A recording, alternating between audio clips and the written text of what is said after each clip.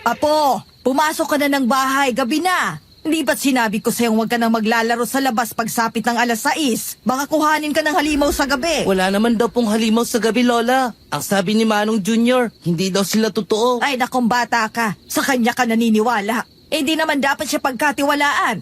Halika na, pumasok ka na dito. Opo, Lola. Heto na po. Hindi naman po masama si Manong Junior eh. Basta maniwala ka sa akin. Magmula nang mawala ang anak ng matandang yon, naging baliw na din yon. Teka, Lola. May naririnig akong pagaspas ng pakpak. Ha? Ano po yun? Lola, may halimaw po sa taas ng bahay natin. Pumasok ka na dito, Apo, dalian mo!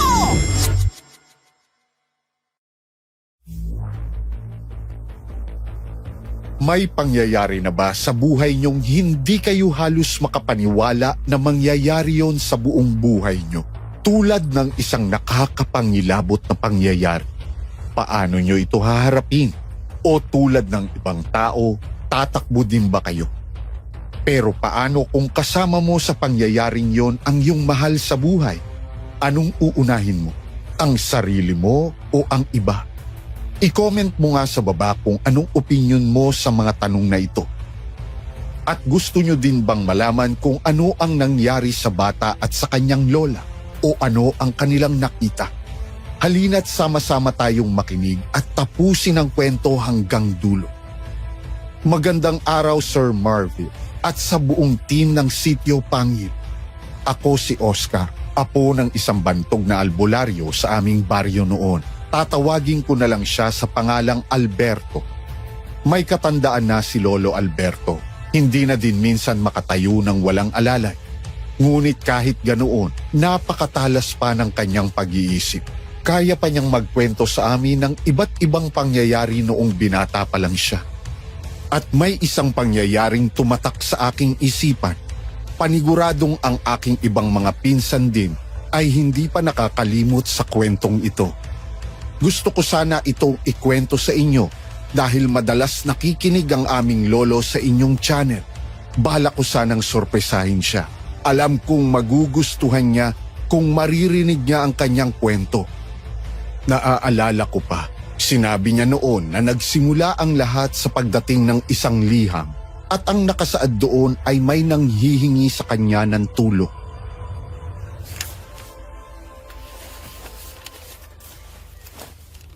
Mukhang may nagpadala ulit sa akin ng liham, Anastasia. Anong liham? Teka lang, basa pa mga kamay ko.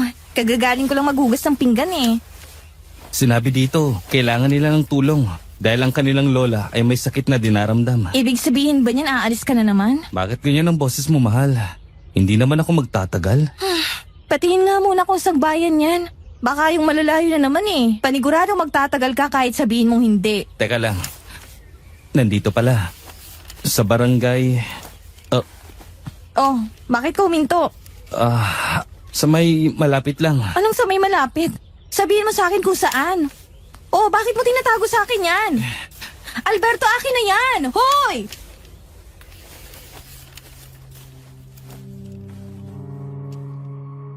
Sinubukan kong ilayo sa kanya ang liham. Isa akong albularyo. Nilalapitan ng marami dahil isa ako sa mga bantog at ang kasama ko ngayon ay si Anastasia, ang aking nobya. 2 taon na kaming nakatira sa iisang bahay. Nakita ko sa kanyang mga mata ang pag-aalala.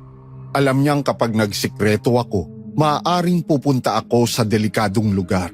Itataas ko pa sana ito nang mahablot niya ang kamay ko at kinuha ang halos lukot na papel. Napalunok na lang ako nang basahin niya ang sulat.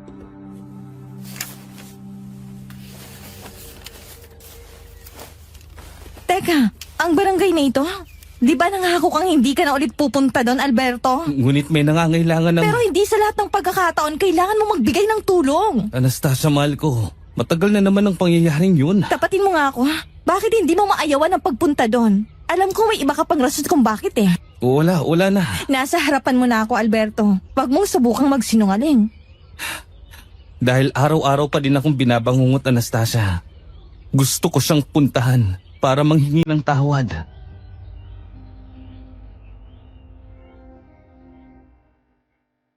Napahilamos si Anastasia at umupo sa upuang gawa sa kawayan. Ramdam ko ang pag-aalala niya. Bago pa man kami lumipat dito at manirahan sa iisang bahay, dati na kaming magnobya noon sa barangay kung saan kami unang nagkakilala. Pero dahil sa isang karumal-dumal na pangyayari, napilitan kaming umalis sa barangay na iyon para na din sa aming kaligtasan. Pero 2 taon na ang nakakalipas, hindi ko pa din yon makalimutan. Tumingin ako sa daliri ni Anastasia. May plano na akong ayain siyang magpakasal sa susunod na buwan. Pero bago ang lahat, gusto kong kuhanin ang oportunidad na ito para gawin ang nasa isip kong tama.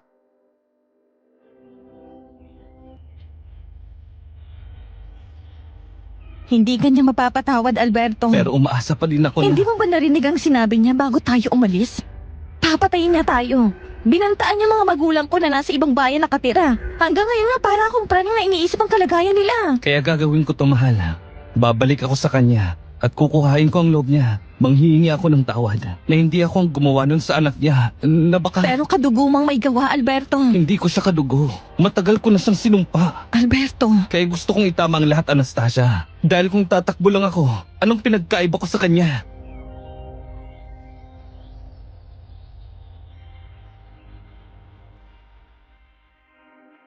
Napakagat-labi si Anastasia at lumapit sa akin. Marahan niya akong niyakap. Hindi na siya nagsalita. Alam kong natatakot lang siya sa maaaring mangyari pero naiintindihan niya ako. Lumapit siya sa akin at hinawakan ako sa pisngi. Napabuntong hininga ako at marahang tumango.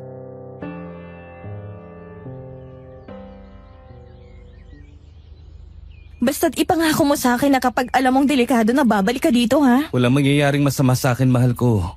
At sa aking pagbabalik, may sasabihin ako sa'yo. Bakit kapag bumalik ka pa? Eh ngayon, Sa pagbalik ko na lang, basta siguraduhin mo yung gagawin mo, ha? magiging maayos ang lahat, mahal ko. Eto ko din, may sasabihin ako sa'yo. Pati ikaw, nagtatago ka na rin ng sekreto? Oo naman, hindi lang ikaw. Halika na nga, kumain na tayo.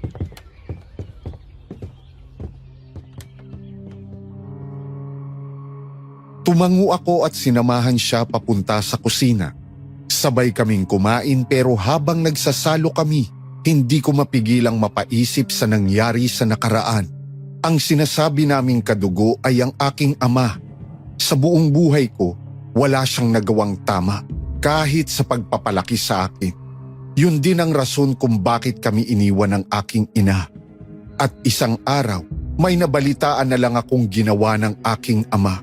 At yun ang tuluyang nagpabago ng buhay ko. Pagkatapos naming kumain, naghanda na ako ng aking mga dadalhin.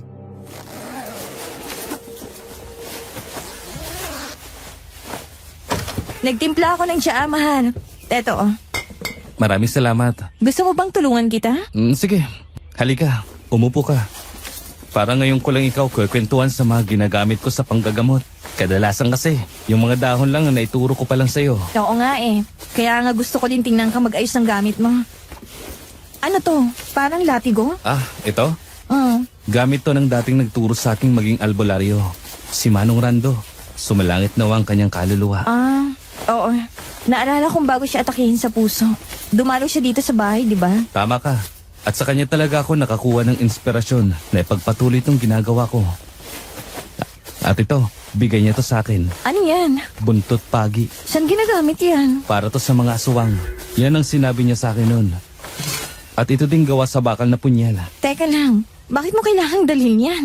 Para ka namang sasabak sa madugong labanan at aswang. Diyos ko naman. Huwag kang mag-alala, mahal ko. Palagi ko tong dinadala noon pa man. Hindi mo lang nakikita. Pero hindi ibig sabihin na may aswang sa lugar. Halos lumundag palabas ang puso ko.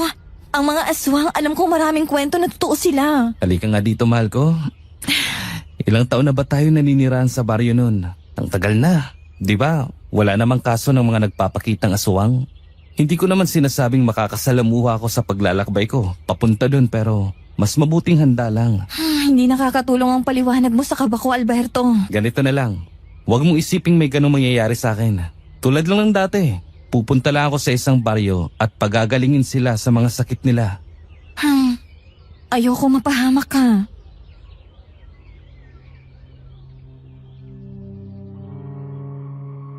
Alam kong walang magagawa ang salita ko kay Anastasia kaya hinalikan ko siya sa noo. Ito ang palagi kong ginagawa para kumalma siya. Humiwalay na ako sa kanya pero nanatili lang siyang nakapik.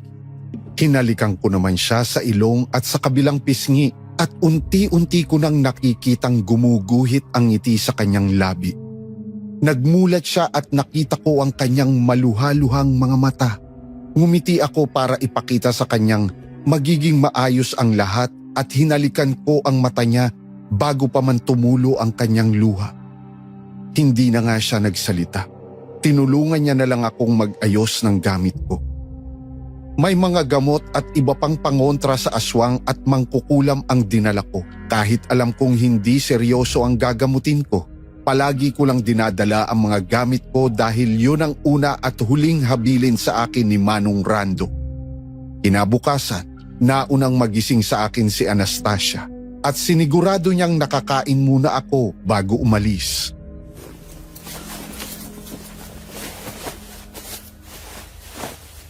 Kailan ka uuwi? 3 araw magmula ngayon. Hindi ako magtatagal, mahal ko. Siguraduhin mo lang ha. Dahil kung hindi ako mismong pupunta sa'yo. Wag na, mahal. Nitong mga nakarang araw, madalas na madali kang mapagod. Walang mangyayari sa akin. Pangako. Basta, tuparin mo yung sinabi mo ha. Oo naman. Kailan pa ba ako napako sa mga pangako ko sa iyo? Sige, eto mga dadalhin mo. Mag-iingat ka ha. Ikaw din. Alam mo na ang mga kailangan na gawin ha, lalo na't mag-isa ka lang sa bahay. Huwag kang magbubukas ng pinto pagsapit ng gabi. Kahit na boses ko pa. Palagi akong umaga umuwi ha. Huwag kang mag-alala. Kapit-bahay naman natin si Manang Julie. Oo nga pala. Sinabayan ko na siya tungkol sa pag-alis ko. Magiging maayos lang ako dito. Ikaw ang inaalala ko eh. Maliban sa may kakaharapin kang sakit na hindi mo alam kung saan nagsimula, maaaring magkita kayo ng matandang yon. Halika nga dito nang mapawi ko ang pag-aalala mo. Ayusin ko ang lahat, mahal ko.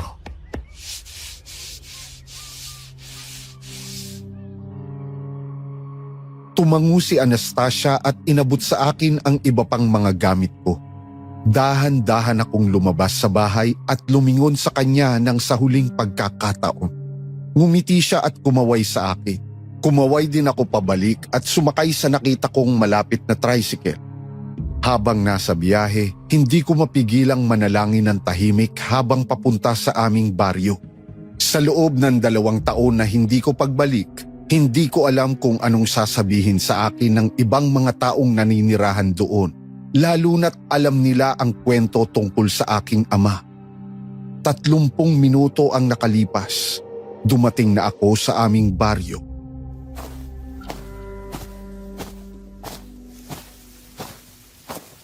Ang laki ng pinagbago ng baryo.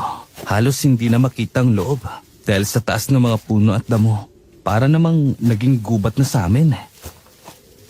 Mukhang madami na ding lumipat paalis ha. Ang tahimik na at sira na ang mga kubo na nakatayo noon. Nandito pa kaya siya? Teka, may tao ba doon? Parang may naririnig akong mga yapak ng tao. Teka, magmamadali na lang ako.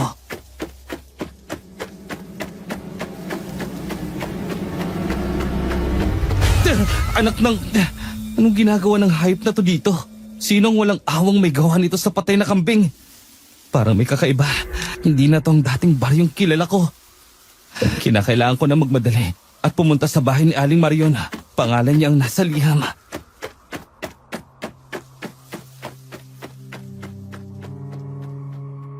Mabilis akong naglakad habang inaalala ang daan papunta kina Aling Mario. Nang mas lumakas ang yabag sa aking likod, mas lalong bumilis ang lakad ko hanggang tumakbo na ako.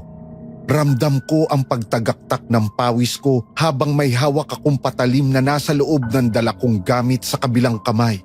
Biglang may naramdaman akong presensyang nasa aking kanan, kaya agad akong lumingon at doon nanlaki ang mata ko nang makita ko agad ang taong iniiwasan ko agad na makita.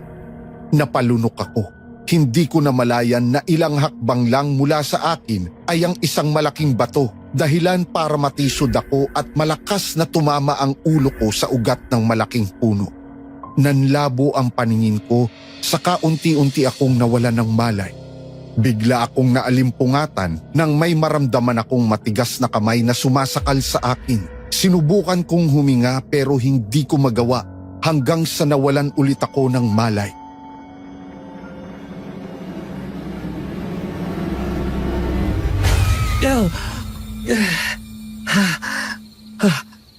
Nasaan ako?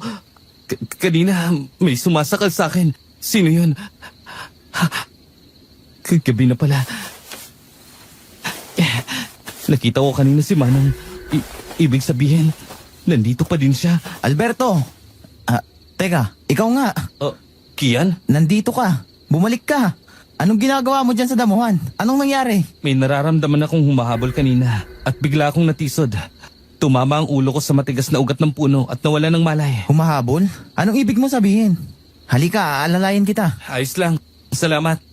Hindi ko din alam kung ano o sino ang humahabol sa akin. Hindi ko siya nakita. Ganun ba? Baka guni-guni mo lang yun at galing yun sa mga mababangis na hayop dito. Oo nga. Pero kakaiba kasi. May nakita din akong patay na kambing na nakalambitin. Nakalambitin? Saan? Doon sa hindi kalayuan dito. Galing ako doon pero wala akong nakita. Sigurado ka ba? Oo, sigurado ako sa nakita ko. Ay, alam mo, kailangan mo lang magpahinga. Doon ka ba tutuli ulit sa bahay niyo dati? Hindi, may pupuntahan ako. Saan? Sasamahan kita. May dala akong gasera. Paniguradong magiging madilim ang paglalakbay mo doon. Sige, salamat At pasensya na. Ang tagal ko na kasing hindi nakakabalik dito. Nandito pa din sa akin ang pag-aalala. Pag-aalala? Bakit? Sinabi mo naman na wala kang kinalaman sa nangyari, di ba? Ha? Wala. Huwag mo nang pansinin ang mga sinabi ko. Alam kong nakaraan na yun at kung ayaw mo ng pag-usapan, wala namang problema. Saan ka nga ulit pupunta? Kina Aling Marion. Sa matandang yon. Bakit? Anong gagawin mo sa kanila? Hindi ko pa pala nasasabi sa'yo. Pero isa na akong albularyo. Teka, talaga? Sinasabi mo pa lang yun sa akin. Tinotoo mo pala. Matagal ko na din namang sinasabi sa'yo na gusto kong gawin to. Oo nga, naalala ko. Pasensya na. Natutuwa lang akong natupad mo ang pangarap mo. Naging maayos na ba ang kalagayan yun sa bago niyong bahay? Oo, ayos lang naman. Ikaw, nandito pa din bang nanay mo? Si Chatanya. Wala. Lumipat na din sila. Talaga? Ikaw, hindi ka ba sumama? Ako? May kailangan pa akong gawin eh.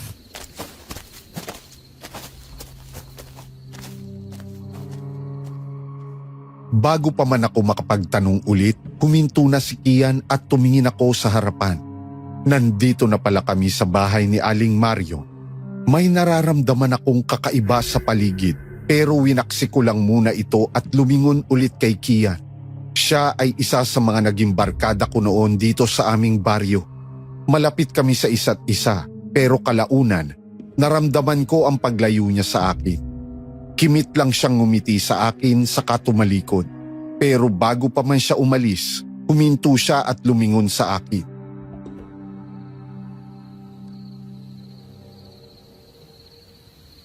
Mag-iingat ka. Ayon sa pagkakabalita ko, wala na sa tamang pag-iisip si Aling Marion. Anong ibig mong sabihin? Bakit umalis ka agad si Kian? Anong hindi nasa tamang pag-iisip?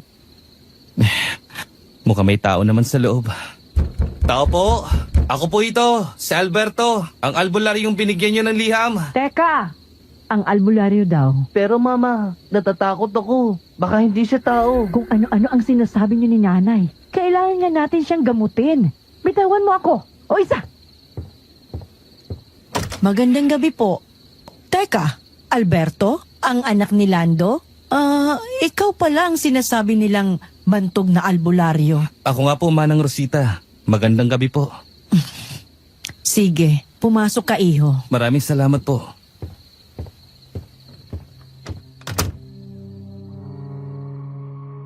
Ramdam ko ang pagkailang ni Manang Rosita lalo na't hindi ako ang inaasahan niyang makita. Alam kong kahit 2 taon na ang nakalipas, sariwa pa din ang nakaraan. Pagpasok ko sa bahay nila, may kakaiba akong naamoy. Napatingin ako sa taas at mas lalong tumapang ang naamoy ko. Lumingon ako kina Manang Rosita at napansin kong wala silang naamoy. Tumingin ako sa bata na kanina pa tingin ng tingin sa kanyang lola.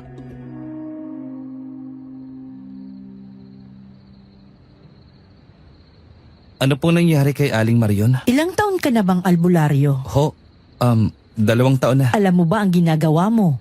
Sigurado ka ba? Alam ko po lahat ng ginagawa ko. Naintindihan ko pong hindi kayo komportable dahil sa aking nakaraan. Pero hindi ito ang pinunta ko dito. Nag-aalala ako para sa kaligtasan namin. Hindi ako tulad ng ama ko. Kung talagang alam mo ang ginagawa mo, alamin mo ang sakit ng nanay ko. Mawalang galang na humanang ha. Pero hindi po ako manghuhula. Kailangan malaman ko kung ano nangyari noon at kung bakit naging ganito siya. Alam mo, mukhang nagkamali kami ng pinadalhang liham. Naamoy niyo ba yung masangsang na amoy? Anong pinagsasabi mo? Anong masangsang na amoy? May naamoy ako, Manang Rosita. Hindi ko alam kung saan to galing pero kakaibang amoy. Hindi ito galing sa tao. Anong ibig mong sabihin? Yun ang sinabi ko, nanay, na halimaw. Nandito ang halimaw sa bahay natin. Kuminahon ka nga. Bukas na bukas doon ka muna titira sa tiyahin mo sa syudad. Diyos ko! Ano yun? Dito lang kayo. Huwag kayong lalapit doon sa pinagmula ng ingay. Anong ibig mong sabihin? Sino ang gumagawa ng ingay? Ay! Diyos ko, aswang! Lumayo ka sa akin!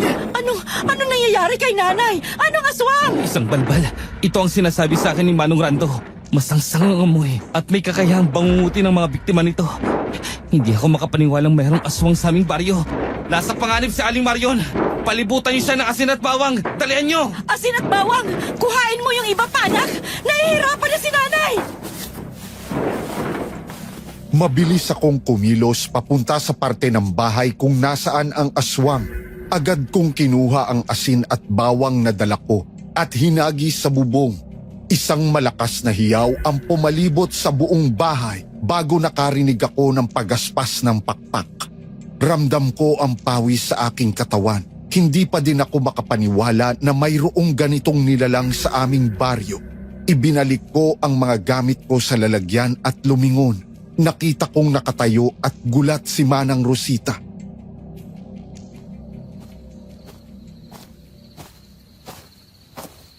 Anong nangyayari? May aswang sa baryong ito? Kababalik ko lang dito mula sa syudad. At Diyos ko! Hindi din ako makapaniwala. Ang mga nilalang na tulad nila ay hindi basta-bastang sumusugod sa isang baryo. Anong ibig mong sabihin? May kutob akong may nangyayari sa baryong to. Hindi kita maintindihan. Uminom ka muna, Manang, ng tubig. Namumutla kayo. Kailangan kong tingnan ang kalagayan ni Aling Marion. Manong, tulungan niyo po si Lola. Kasalanan ko po kasi hindi ako nakinig nung gabing yun. Sana hindi na lang ako lumabas. Anong ibig mong sabihin?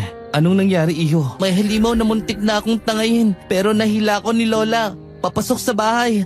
Pero simula nun, hindi na naging maayos ang kalagayan niya. Ilang araw na simula nang mangyari to. Nung isang linggo po, Maliban doon, may nararamdaman ka bang kakaiba dito? may naririnig din po akong ingay ng sanggol tuwing gabi. Pero di po akong lumalabas dahil natatakot po ako. Bata, Teka, may naririnig akong iyak ng sanggol. hindi dapat tayo agad maniwala sa naririnig natin eh. Bakit naman hindi? Baka siya ang tangayan ng aswang na nasa labas. Ngunit sino ang mag-iiwan ng sanggol sa labas? At sinabi ng anak mong palagi siyang may naririnig tuwing gabi. Wala din naman kayo nakikitang sanggol sa umaga, di ba?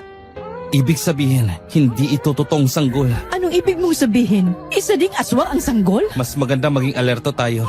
Ang sanggol na naririnig natin ay maaaring isang tiyanak. Mahabaging Diyos. Kung ganoon, kinakailangan nating umalis dito. Bukas na bukas, delikado na. Kung yan ang ikakapanatag ng loob nyo, maaari nyo yung gawin. Mas maganda yon para malayo si Manang Marion sa kapahamakan.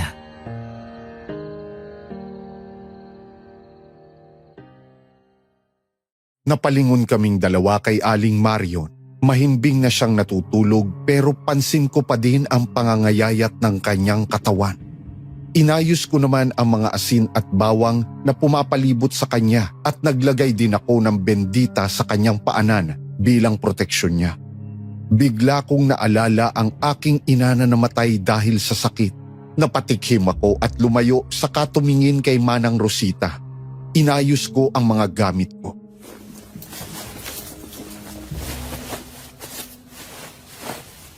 Mukhang hindi na siya gagambalain ngayon ng mga aswang. Para mas mabigyan pa kayo ng proteksyon, maglagay kayo ng asin at bawang sa bawat bintana at pinto nyo. Mukhang kinakailangan ko nang umalis dito. Aalis ka? Hindi ba't mas delikado? Pero hindi ko din kayo pipilitin na patuloyin ako, Manang. Hindi pa rin maiiwasan ang pag-alala ko sa nakaraan. Pero hindi din ako ganoong tao para ipahamak ka sa labas. Magkaibigan pa din naman kami ng yumaumong nanay. Alam ko kung bakit kayo nagkakaganyan, Manang. Hindi ko kayo masisisi. Pero marami pong salamat sa pagpapatuloy niyo po sa akin dito. Walang anuman. Sige na, may kwarto dong walang natutulog. Doon ka na lang muna. Dito Alberto. Maraming salamat ulit sa pagligtas kay nanay. Tungkulin ko yun bilang manggagamot. Walang anuman.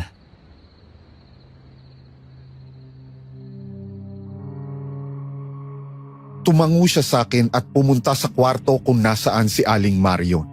Umupo ako sa kama at napatulala sa dingding. Maraming pumapasok sa isipan ko. Hindi lang isa ang maaaring lahi ng aswang na nandito sa aming baryo. Kung ganun na lang, hindi ito normal na pangyayari dahil madalang magsama-sama ang mga aswang sa iisang baryo. Naglagay ako ng asin sa bandang bintana bago humiga sa kama. Ilang minuto akong nakatulala sa taas at hindi pa din makatulog kaya naisipan kong lumabas muna. Nakita ko naman sa sala si Manang Rosita na umiinom ng alak. Nakita niya ako at itinaas niya ang baso.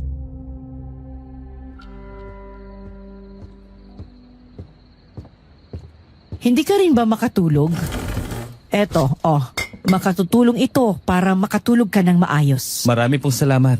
Ayos lang. Ganun ba? Nag-aalala po ba kayo na baka gambalain ulit tayo ng aswang? Hindi. Patawad sa ginawa ng tatay ko. Hindi. Huwag kang maghingi ng tawad. Hindi ikaw ang may kasalanan. Ang ama mo ang walang hiyang may gawa noon sa anak ni Paring Junior. Kahit na, alam kong hindi niyo pa din maiiwasan mag-isip ng masama sa akin dahil anak niya ako. Tama ka. Pero sa tuwing naaalala ko ang nanay mo, ang lahat ng sinasabi niya tungkol sa'yo bago siya namatay, alam kong noon pa lang, hindi ka tulad ng ama mo. May mga bagay lang talagang nakakaapekto pa din sa aming mga naninirahan dito dahil kahit baliktarin man ang mundo, sabi mo pa, anak ka ni Lando. Sa totoo lang po, akala ko magbabago na si tatay dahil sa pagkamatay ni nanay. Pero mas lumala pang sitwasyon niya. Noong mga dalaga pa lang kami, sinabihan ko na yung nanay mo na layuan ang tatay mo. Pero minsan nga, bulag ang pag-ibig.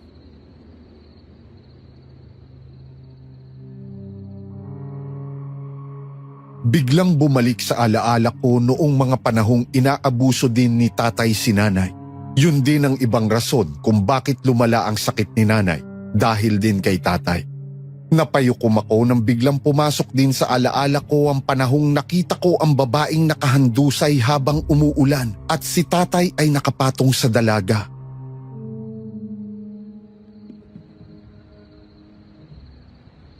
Walang naging masaya sa mga tao dito sa pagkakakulong ng ama mo, Alberto.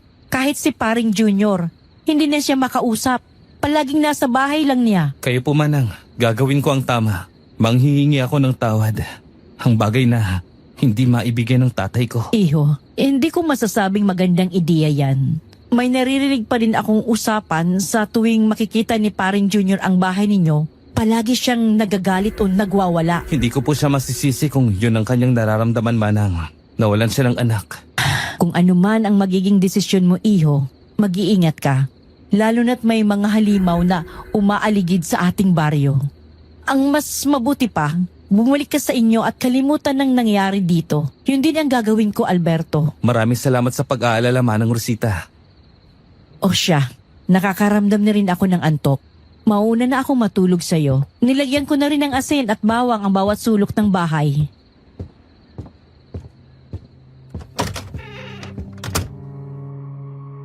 Tumango ako at pumunta na siya sa kwarto kung nasaan ang kanyang anak. Pinagmasdan ko ang buong paligid at pinakiramdaman kung mayroon pa ding pumapalibot sa bahay. Napahawak ako sa dibdib ko nang hindi pa din mawala ang bigat na nararamdaman ko. Alam kong mayroon pa ding nakamasid at mayroon sa labas naghihintay ng tiyempo na mapasok ang bahay. Nilagyan ko ng tali ang mga bintana at pinto, saka pumunta na sa aking kwarto para magpahinga. Hindi nagtagal, nakatulog na ako. Kinabukasan, naalimpungatan ako nang marinig ko ang sigaw ni Manang Rosita.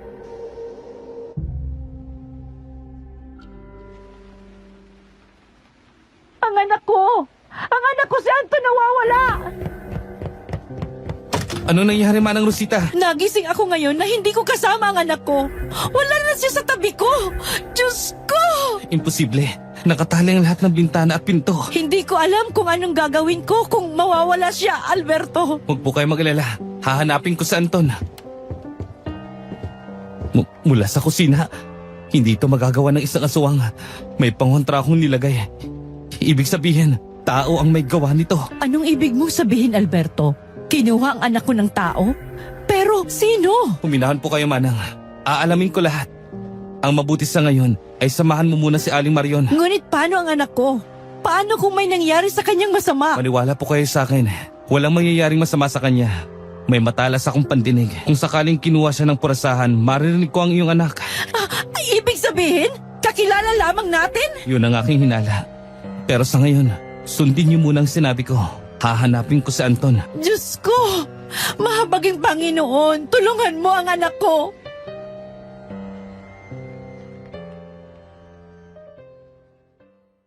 Hindi na ako nagsayang ng oras. Agad akong tumakbo palabas.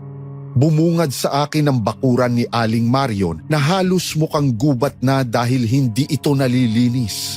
Pinagmasdan ko ang mga dahon at tiningnan ko ang lupa. May napansin akong maliliit na yapak, kaya agad akong nabuhayan ng loob. Sinundan ko ang yapak na ito hanggang makarating ako sa harap ng malaking puno.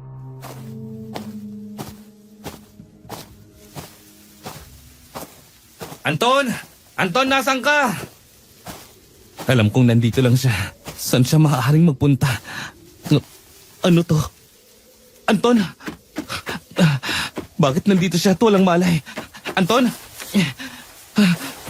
Ay, salamat. Salamat naman at ahis pa rin ang kanyang pulso at wala siyang galos sa katawan. Pero, sinong may gawa nito? May tao dito, maliban sa amin. Nararamdaman kita! Kung sino ka man, bakit mo kami pinaglalaroan? Ikaw ba may pakana kung bakit nangyayari to sa baryo? Ang boses na yun, nandito siya. Alberto! Layuan mo ang anak! Walang iyak ka! Manang Rosita, ano po nangyayari? Layuan mo ang anak ko! Ikaw ang may gawa nito sa kanya! Pinagkatiwalaan kita! Pero tulad nga ng nausap-usapan, nagmana ka sa ama mong hayop! Wala akong ginawang masama sa kanya. Nahanap ko lang siya dito. Lahat ng sinabi mo sa akin ay pinano mo. At akala mo hanggang huli, maniniwala ako sa'yo? Kung hindi ko pa nakita ang liham sa pinto! Anong liham? Manang, wala akong ginawa kay Anton. Lumayo ka sa amin! Mamamatay tao ka! Hindi, maniwala ka sa akin. Hindi ko yun magagawa sa isang bata. Kung nagawa ng tatay mo sa isang dalagang babae, sa anak ko pa kaya? Hindi, nagkakamali ho kayo. Alam mo ba kung anong nasa sulat? Minalaan akong kukuhain mo ang isa sa mga mahal ko sa buhay! Napakawalang hiya mo talaga! Kukuhain ng isa sa mga mahal mo sa buhay?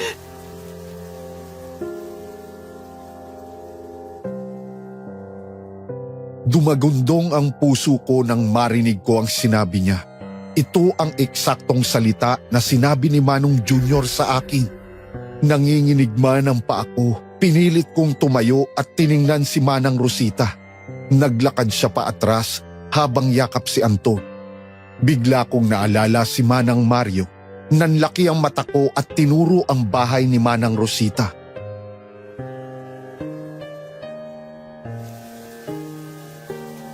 Kinakailangan natin puntahan sa Aling Marion. Nasa kapahamakan ng buhay niya. Anong pinagsasabi mo? Maniwala kayo sa akin. Mamamatay ang nanay mo. Nandito na tayo. May mga baka sa lupa. Papunta sa loob. Diyos ko! Ang nanay! Ah! Nanay!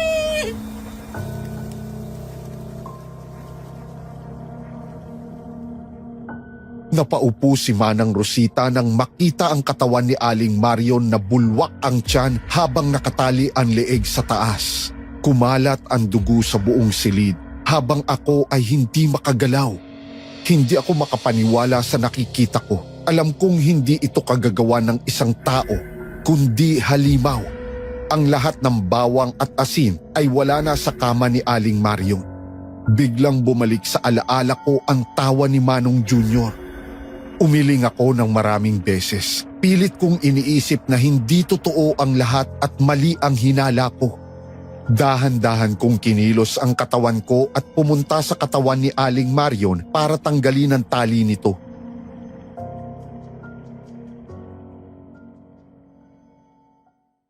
Hindi ako pinigilan ni Manang Rosita. Nasa kanlungan pa din niya si Anton. Pagkababa ko, kumuha ako ng tela at tinakpan ang katawan ng matanda. Hinayaan ko lang muna si Manang Rosita. Nanatili akong nasa tabi niya hanggang magdesisyon siyang ilibing na si Aling Marion.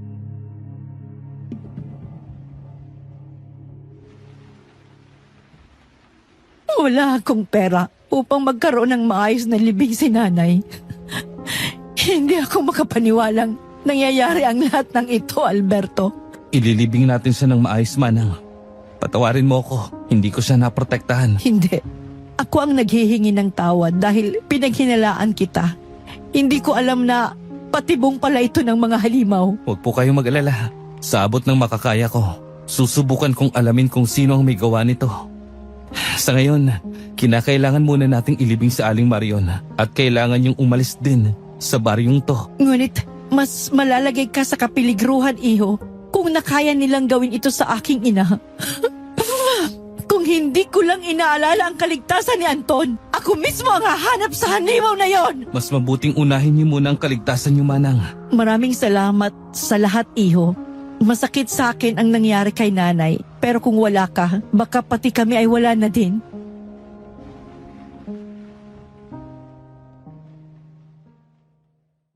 Ngumiti ako at pinagpatuloy ang paglibing kay Aling Mario.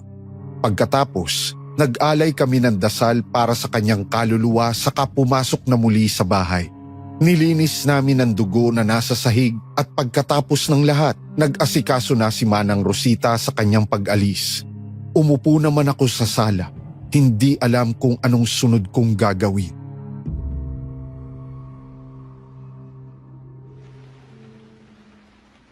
Alberto, nandito ka ba? Sinong nandyan? Parang si Kian. Sandali lang ho. Oh, Alberto, akala ko umuwi ka na sa inyo. Kamusta? Gumaling na ba si Aling Marion? May halimo sa baryo natin, Kian. Ha? Anong sinasabi mo? Halika, pumasok ka na muna. Magandang tanghali po, Aling Rosita. Kamusta na po si Aling Marion? Magandang tanghali. Wala na siya, iho. Po, paanong wala na siya? Anong nangyari? Kinain siya ng isang asuhang. Hindi ko alam kung anong uri ito, ngunit nakakaya nitong makatapat sa sinag ng araw. Anong kaibangan to? Totoo ang sinasabi namin. Hindi naligtas dito sa baryo. Tama si Alberto, Kian. Kaya, kinakailangan na nating umalis dito.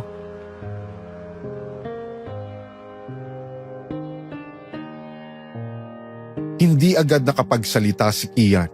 Napahilamos ito at tumingin sa labas. Hindi ko alam kung anong iniisip niya pero may kakaiba akong napansin.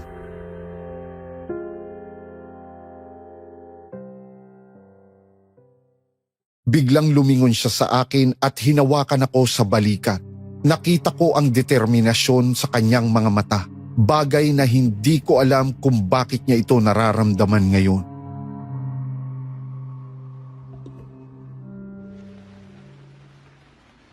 Albularyo ka, hindi ba? Kailangan mo tong gawan ng solusyon.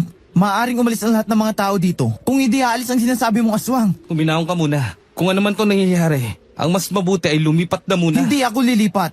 Nandito ang buhay ko, Alberto. Dito ako lumaki. Dito nagkaroon ng muwang. Ayokong umalis. At sana matulungan mo ako. Hindi ka naman tulad ng ama mo, hindi ba? Kailanman, hindi ako tulad niya. Tutulong ako sa abot ng makakaya ko, Kian. Maraming salamat, kaibigan. Hindi ka pa din nagbabago. Anong sinabi mo? Wala. Masaya lang ako, Alberto. Naniniwala akong tutulungan mo kami. Mga iho, baka gusto niyong kumain muna. Nagluto ako ng pagkain bago kami umalis ng anak ko. Ah, si Anton?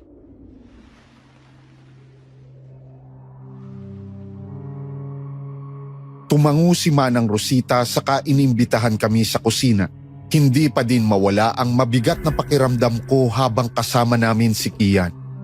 Biglang bumukas ang kwarto at lumabas si Anton. Mukhang kagigising lang niya simula kanina.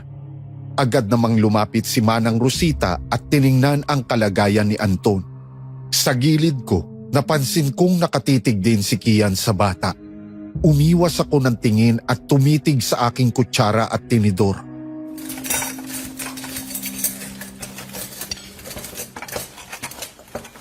Kian, saan nang galing ang mga butil ng asin na nasa damit mo? Ha? Anong butil ng asin? Eto. Kanina nung nagluluto ako, natapunan yata. Nagluluto? Parang imposible naman yatang umabot din yun sa bandang likod mo, di ba? Alberto, napaparaning ka na ba? Anong pinagsasabi mo? Na ako ang pumasok dito? Paano mo nalaman? Ang ano? Paano mo nalaman na may pumasok dito? Hindi pa naman namin nakakwento yun sa'yo.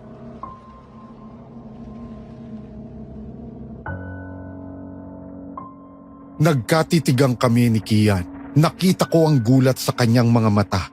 Hindi din ako makapaniwala. Ayokong maghinala pero ang ekspresyon niya ngayon ay nagsasabi sa akin ng lahat. Dahan-dahan siyang naging seryoso. Sumilay ang malademonyong ngiting hindi ko inaasahan. Umusbong ang kaba ko sa aking dibdib. Pupunta sana ang tingin ko sa mag-ina nang biglang mahagip ng mata ko ang nakataas na kamay ni Kian. Ngunit bago pa ako makagalaw, naramdaman ko na lang ang pagbaon sa aking kamay ng tinidor. Malakas akong napahiyaw. Sumirit ang dugo ko sa lamesa. Napatingin naman si Manang Rosita sa amin. Kian! Bakit mo to ginawa? Pinatay niyo siya! Pinatay niyo siya! Diyos ko! Alberto! Bakit? Umalis na kayo, Manang! Umalis na kayo! Anak, halika na! Hindi kayo makakatakas! Anong kasalanan ko, Kian? Magkaibigan tayo. Bakit mo to ginagawa sa akin? Matagal na kitang sinumpa, Alberto. Simula nang patayin ng pamilya mo ang kaisa-isa kong mahal. Anong ibig mong sabihin? Ang ginahasa ng ama mo. Ang babaeng namatay sa gitna ng damuhan. Nobya ko siya. Hindi ko alam. Wala kayong alam dahil tinatago namin. Pero nung araw na yun sana ang araw na hihingin ko ang kamay niya kay Manong Junior. Pero ano? Mga hayop kayo! Kian, patawarin mo kami. Ako na ang nanghihingi ng tawad sa'yo. Bubuhayin ba ng salita mo ang babaeng mahal ko? Patawarin mo kami, Kian. Alberto, ipaparamdam namin sa iyo ang pakiramdam ng ginawa ng ama mo. Papunta na ngayon dito si Anastasia. Anong gagawin mo? Anong ibig mong sabihin? Akala mo ba hindi ko nalaman na kayo pa din ni Anastasia? Paghandaan mo ng plano ko. Ang paghihiganti namin. Huwag mo siyang idamay. Ako na lang. Ako ang patayin mo. Walang silbi ang lahat kung mamamatay ka agad, Alberto.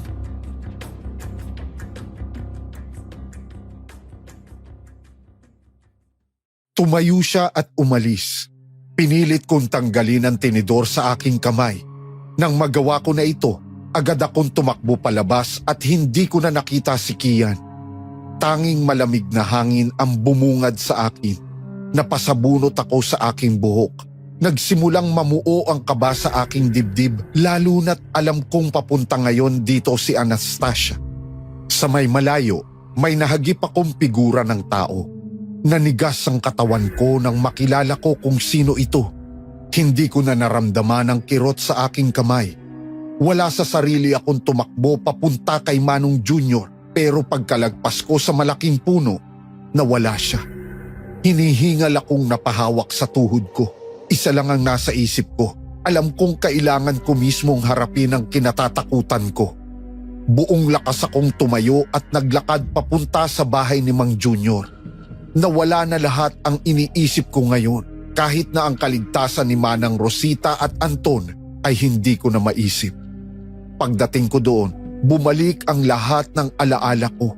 Ang pagpapakita ng mabuting loob ni Mang Junior. Kusang tumulo ang luha ko. Alam kong hindi ko kasalanan pero kailangan ko itong harapin dahil pamilya ko pa din ang may gawa noon sa kanya.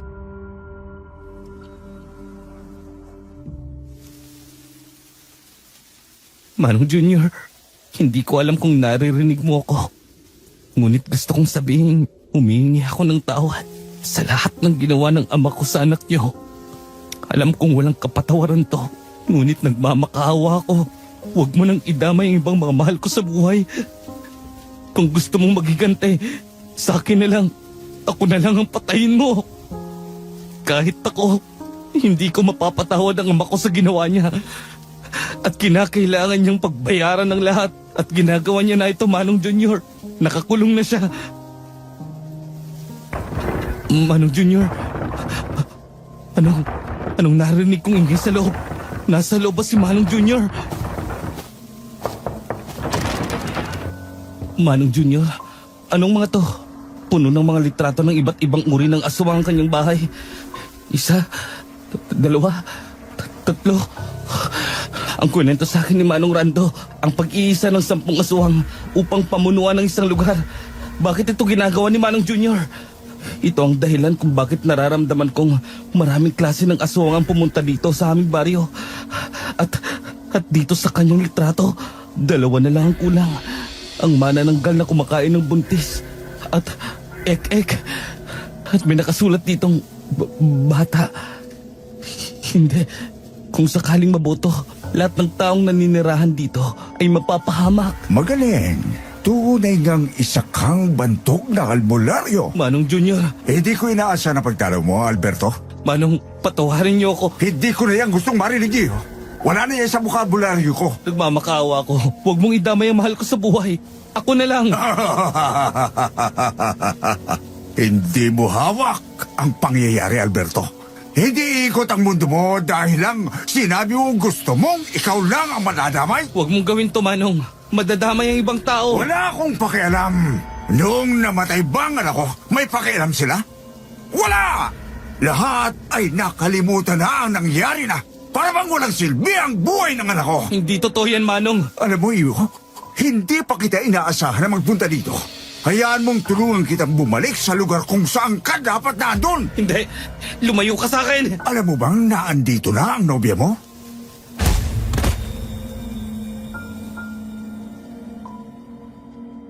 Nanigas ang katawan ko sa sinabi niya. Hindi ko na napansin na kumuha si Manong Junior ng kahoy at naramdaman ko na lang na may tumamang matigas na bagay sa ulo ko, dahilan para mawalan ako ng malay. Hindi ko alam kung ilang oras akong walang malay. Nagising na lang ako nang may maramdaman akong paghipo sa aking pisngi.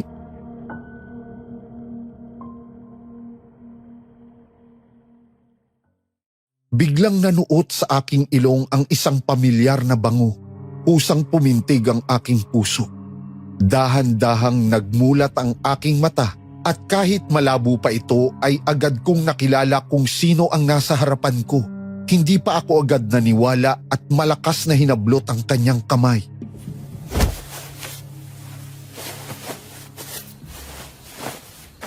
Mahal, ako ito. Nasasaktan ako. Anastasia, bakit ka pa pumunta dito? Ha? Nasaan tayo? Teka, ang bahay na to. Ang dating bahay namin to. Huwag mo muna akong tanungin at sagutin mo muna ako.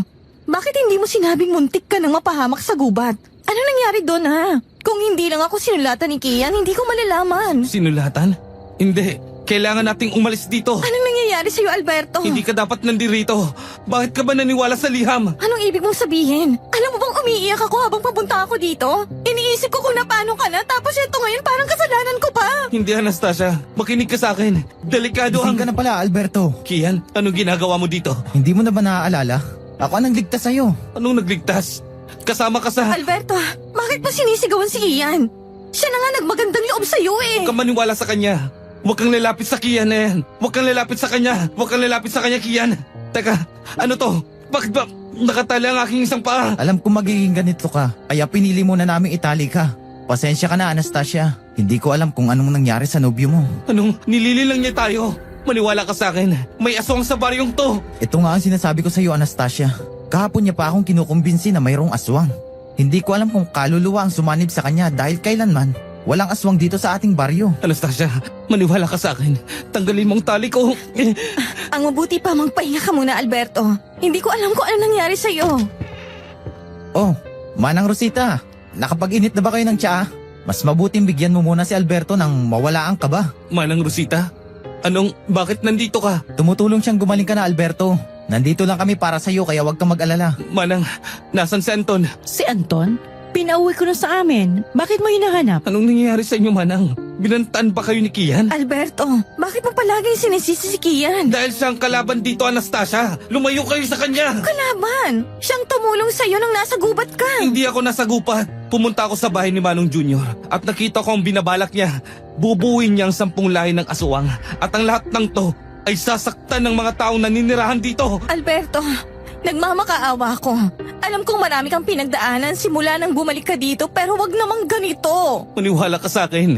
Si Manang Rosita, di ba? Tinatay ng aswang ang iyong nanay. Nasaksihan niya ang lahat. Hindi ko alam ang sinasabi mo, Alberto. Namatay ang nanay ko dahil inatake siya sa puso. Hindi. Pumunta ako sa inyo. Nung nawala si Anton, pagbalik natin. Hindi ka kailanman pumunta sa bahay. Ngayon ko lang din nalaman na ikaw pala ang albularyo na pinadalhan ng liham ni nanay. Ano nangyayari? Bakit kayo nagkakaganito?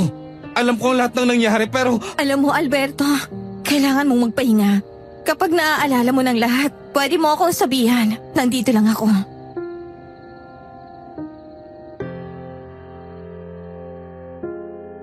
Napahilamos ako sa sinabi ni Anastasia.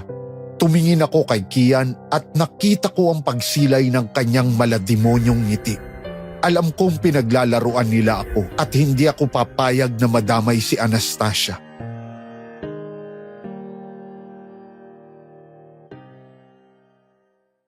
Napabuntong hininga ko, saka umatras at bumalik sa aking higaan. Kailangan kong magsagawa ng plano. Malakas ang kutob kong may nangyari sa anak ni Manang Rosita at ginagawa niya ito para iligtas si Anton. Tumingin ako kay Anastasia at marahan na tumango. Inabot ko ang kamay ko at ngumiti sa kanya.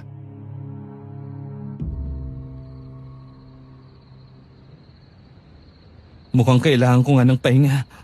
Kailangan kita, Anastasia. Nandito ako, Alberto. Hindi ako mawawala sa tabi mo.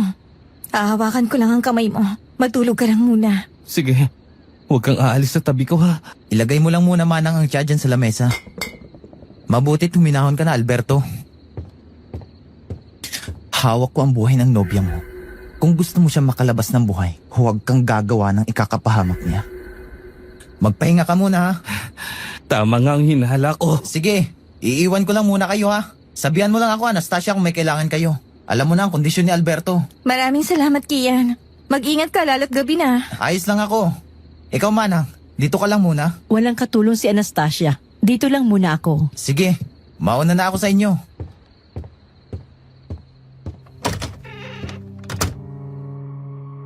Lumapit si Kian kay Manang Rosita at alam kong may ibinulong din siya dito dahil nakita ko ang pamumutla nito, saka umalis si Kian. Napakagatlabi na lang ako at pinilit na pakalmahin ang sarili ko. Napansin naman ni Anastasia ang tensyon sa katawan ko, kaya hinawakan niya ang aking braso. Hindi ko mapigilang maluha dahil alam kong ako ang nagdala sa kanya sa kapahamakan. Mas lalong nag-alala si Anastasia nang makita ang pagpatak ng luha ko.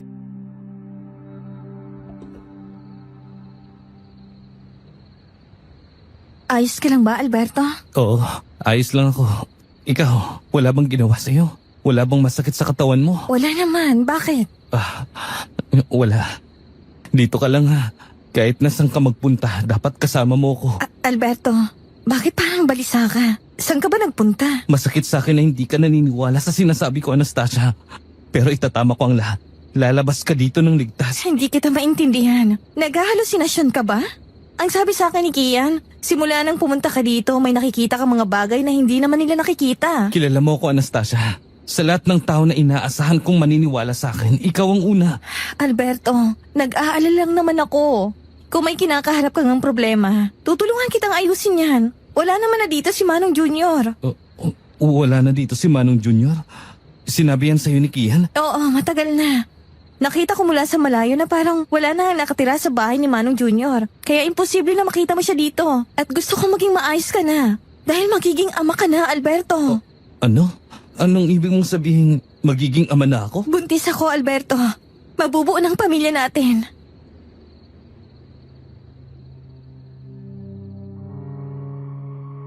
Halo-halong emosyon ang naramdaman ko. Hindi ko alam kung masaya ba ako, natatakot o nag-aalala. Mas lalong namuo ang luha sa mga mata ko. Hinawakan ko ang kamay ni Anastasia. Alam kong hindi siya maaaring makaramdam ng sobrang takot dahil makakaapekto ito sa aming anak. Bigla kong naalala ang 10 lahi ng aswang. Mas lalo kong nalaman ang plano ni Kian at Manong Junior. Dahil nagsanib puwersa na sila at may kakaibang amoy ang katawan ni Anastasia lalo na't buntis siya. Mas lalong nabigyan sila ng oportunidad na maisagawa ang kanilang ritual. Dumagundong ang kaba sa puso ko dahil hindi ko alam kung anong gagawin ko.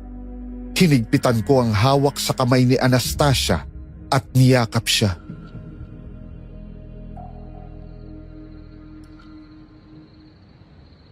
Ako na ang pinakamasayang magiging tatay sa mundo. Alam kong magiging mabuti kang ama, Alberto.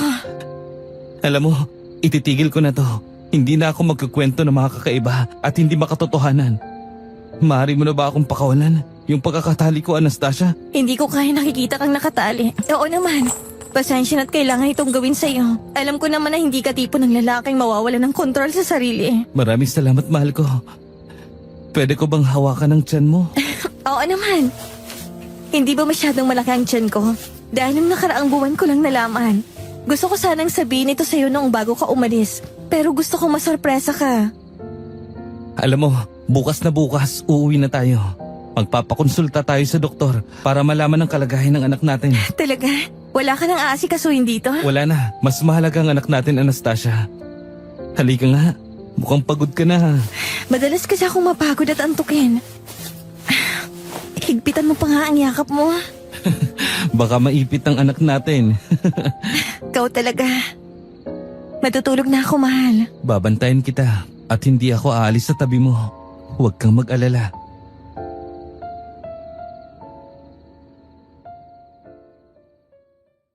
Naramdaman ko ang pagtango niya bago tuluyan siyang nakatulog. Inayos ko ang kanyang pagkakahiga at unan sa kadahan-dahang tumayo. May nakita akong malapit na bintana sa amin kaya agad ko yung sinarado ng maayos. Dahil alam kong kailangan ko ng asin at bawang at hindi ko alam kung saan ko huling iniwan ang mga gamit ko pangontra sa aswang. Dahan-dahan akong lumabas at sa paglabas ko, nakasalubong ko si Manang Rosita. Nagulat siya nang makita akong nakawala sa kadena. Nakita ko sa mga mata niya ang pagkagustong sumigaw para sabihan si Kian, pero nauna kong takpan ang kanyang bibig.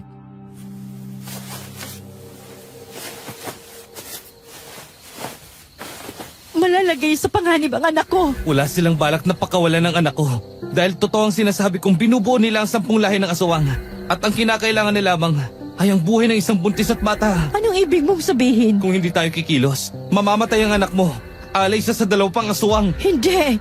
Ang sabi ni Kian, papanatilihin niyang ligtas si Anton. Wala silang planong gawin yun, Manang. Maniwala ka sa akin. Alam mo ang ginawa nila sa nanay mo at gagawin nila yun sa anak ko. Anong gagawin ko? Hindi ko alam kung paano ko ililigtas ang anak ko. Alam mo ba kung nasaan ang anak mo, Manang? Hindi ko alam.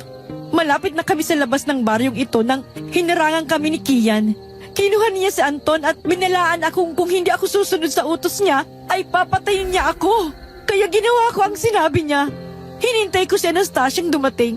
Sinabi kong nagkataon lang kaming nagkita dahil pinasakay ko din ang anak ko papunta sa syudad. Kasama ang tiyahin niya at pumunta sa bahay mo.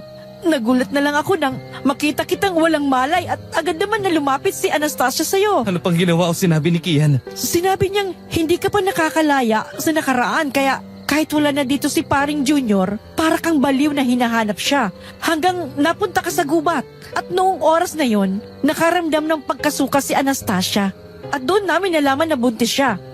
Mukhang may gagawin ding masama si Kian sa nobya mo. Hindi nga ako nagkakamali. Tama ang hinahala ko. Kailangan na nating umalis, Manang Rosita. Pero ang anak ko, Ayun naman ang magbibigay ng patibong sa kanya. Sa ngayon, kailangan lang muna nating siguraduhin na magiging ligtas tayo ngayong gabi. Pagka umaga, aakto tayo ayon sa kanilang plano. anong patibong natin sa kanila? Ang kahinaan nila.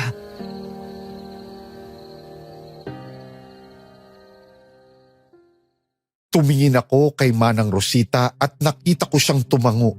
Pumunta kami sa pinto at bintana at inayos ang pagkakasarado nito. Pagkatapos nilagyan namin ng asin at bawang tulad ng ginawa namin noong isang araw. Kaming 3 ay nanatili sa iisang kwarto. Mas tinalasan ko ang aking pandinig. Habang lumalalim ang gabi, wala akong narinig o naramdamang kakaiba. Hindi ko alam kung bakit, ngunit naging alerto pa din ako. Umabot na ang madaling araw, kaya kumilos na ulit ako. Tinanggal ko ang mga asin at bawang, saka inayos ko ang lahat tulad ng kung paano kami iniwan ni Kian. Pagbalik ko sa kwarto, pareho pa silang tulog. Inayos ko ang buhok na tumatabon sa mukha ni Anastasia at hinalikan siya sa pisngi. Nahagip ng mata ko ang cabinet ni tatay. Marahan ko yung binuksan, saka nakita ko ang kwintas. Kinuha ko yun, saka bumalik sa hinihigaan ko para mag-aktong natutulog.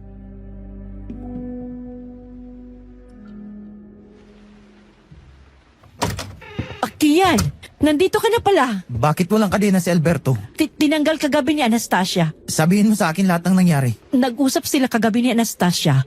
Pero wala akong narinig na sinabi ni Alberto tungkol sa katotohanan. Alam mo naman ang gagawin ko sa anak mo kung nagsisinungaling ka, di ba? Alam ko. Huwag mong sasaktan ang anak ko. Huwag ka mag-alala. Magiging magkasama din kayo. Oh, Kian, ayos ng kalagayan ni Alberto. Ganon ba? Oo, wala siyang ginawa tulad ng sinabi mo. Oh, gising na pala siya.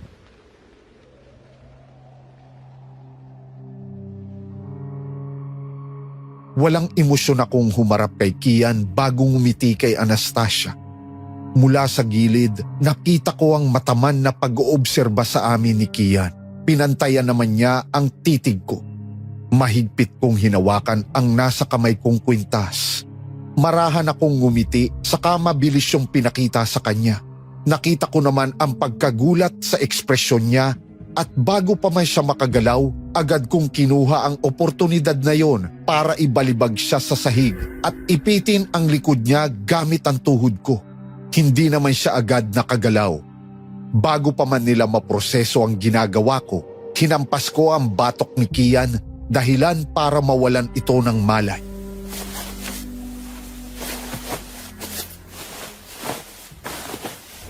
Anong ginagawa mo, Alberto? Pasensya na, Anastasia. Kailangan kong gawin to. Anong kailangan gawin? Totoo bang nabaliw ka na? Iha, Anastasia, huminahon ka. Lahat ng sinabi ni Alberto kahapon ay totoo at sumang-ayon ako sa plano ni Kian dahil nasa kanya ang anak ko. Hawak ng mga aswang ang anak ko. Totoong may aswang sa baryo natin? Oo, kaya ayaw kong pumunta ka dito, Anastasia. Parte to ng plano ni Kian. Lalo na't alam niyang buntis ka. Teka lang, kailangan ko iprosesong lahat ng nalaman ko. Manang Rosita sa Anastasia. Itatali ko lang si Kian sa upuan. Ako na ang bahala sa kanya. Ang anak natin, Anastasia.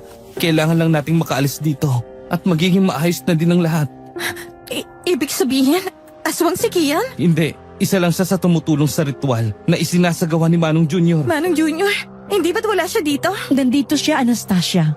Nagsinungaling ulit si Kian sa'yo. Hindi totoo wala dito si Paring Junior. Hindi niya kayang umalis dito lalo na't nandito ang memorya ng kanyang anak. At anong kinalaman ni Kian? Dati silang magkasintahan ng anak ni Manong Junior. At hindi ko yun alam. Kaya't galit din siya sa akin. Ngunit wala kang kasalanan.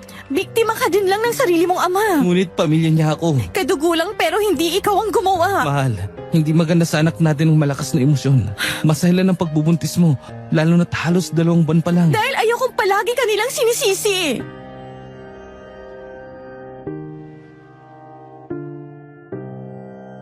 Lumapit ako sa kanya at niyakap siya. Ramdam ko ang galit sa kanyang puso. Nakaramdam na din ako ng kirot. Sa ilang taon kong kinimkim ang lahat ng sakit, ngayon ko naramdaman na hindi lang pala ako ang naapektuhan. Pinunasan ko ang luha sa kanyang pisngi. Tumingin ako kay Manang Rosita na ngayon ay lumuluha na din.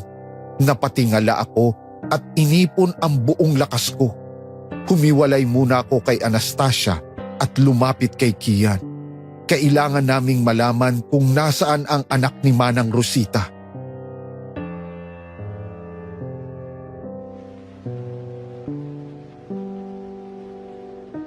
Patawarin niyo ako sa gagawin ko pero kailangan. Manang Rosita, lumabas muna po kayo ni Anastasia. Teka lang, Huwag ka mag-alala, mahal. Matatapos rin to. Kian! Kian! Kian! Alberto! Pakawalan mo ako dito! Gagawin ko lang yun kung sasabihin mo sa akin kung nasan si Anton. Ang kwintas! Yung kwintas na binigay ko! Nasaan na? Ito bang hinahanap mo? Akin na yan! Sabihin mo muna sa akin kung nasaan ang anak ni Manang Rosita. Hindi! Kailangan ninyong pagbayaran lahat ng ginawa ninyo! Bising ka, Kian. Hindi sila kasama sa paratang mo sa akin. Tatay ko ang pumatay sa nobya mo. Wala silang kinalaman dito. Pero pare-pareho lang silang walang ginawa. Namatay ang babaeng mahal ko. At ang mga tao ay umakno na parang walang nangyari. Naririnig mo ba ang sinasabi mo, ha? Alam kong masakit tong nangyari sa'yo. Pero hindi kailangan ng ibang tao na magmukmok para sa'yo. Wala kang karapatang sabihin yan dahil anak ka ng mamamatay tao. Tama ka. Anak nga ako, kaya ako na lang ang punteriyahin nyo. Pakawalan nyo sila. At ako na lang ang patayin nyo. Akala mo, ganun lang kadali yon? Akala mo, buhay mo lang ang kapalit ng buhay ng mahal ko. Sumising ka, Kian. Patayin nyo man ang lahat ng tao. Hindi kayo makakatakas dito. Mga mapanlin lang ang aswang. Hindi mo alam ang sinasabi mo. May plano si Manong Junior. At hanggang kailan ka maniniwalang may pakisa sa'yo, ha? At iniisip mo ba kung anong reaksyon ngayon ng nobya mo? Huwag mo siyang idadamay dito. Ginigising lang kita. Kung mamamatay tao ang tatay ko, hindi ibig sabihin na may karapatan na kayong patayin ng lahat ng tao dito sa baryo.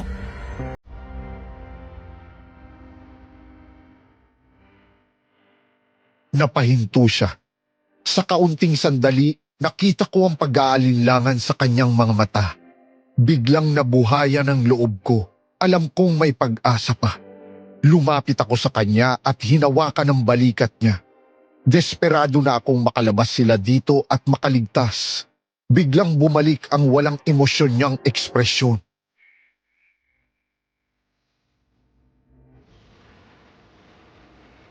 Kinangkwintas. Sabihin mo muna sa akin kung nasan si Anton. Ang tanga mo talaga, Alberto. Sabihin mo na sa akin kung nasan siya o puputulin ko to. Alam ko kung gaano kahalaga to sa'yo. Paano kung sabihin ko sa yung ginawa ko lang magdrama kanina para makuha ang dalawa? Oh, anong ibig mong sabihin? Hindi mo ba napapansin kung bakit ang tahimik ng paligid? Hindi. Anastasia? Manang Luisita? Ang tanga mo! Akala mo ba hindi ko malalaman na may plano kayo? Hindi ako uto-uto! Saan mo sila dinala? Sabihin mo sa akin. Ano, Alberto? Anong pakiramdam? Hindi ka mananalo sa labang ito. Uuwi kang luhaan at sisiguraduhin namin magdudusa ka habang buhay. Sabihin mo! Sabihin mo! Nasaan sila?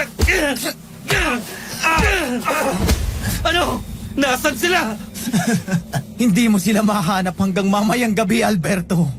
At sa oras na makita mo sila, sigurado akong nasa bingit na sila ng kamatayan. Hindi. Hindi. Kung ako sa'yo, susundan mo na kung saan sila dinala o baka mahuli ka. Isang sigawang pumalibot sa buong bahay. Hindi ko na nakimkim ang galit ko.